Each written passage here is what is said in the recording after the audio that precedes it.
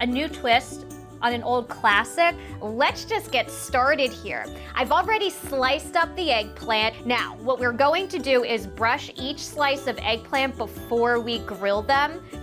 And the grill marks on these are going to be tremendous. Now I'm moving on to the balsamic glaze that's going along with this. So what this is going to do is come up to a boil. We're going to reduce it and it'll get thicker as that happens.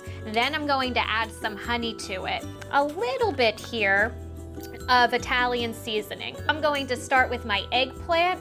On top, we'll put some nice juicy slices of tomato, your mozzarella, the balsamic drizzle, go over you like that. Great way to use your garden herbs this time of year. They're never dainty bites, and that's okay. So much fresh all at once. And until we are back in the Fox 43 kitchen whipping up our next seasonally inspired dish, be sure that you are eating with those seasons and enjoying it as you go.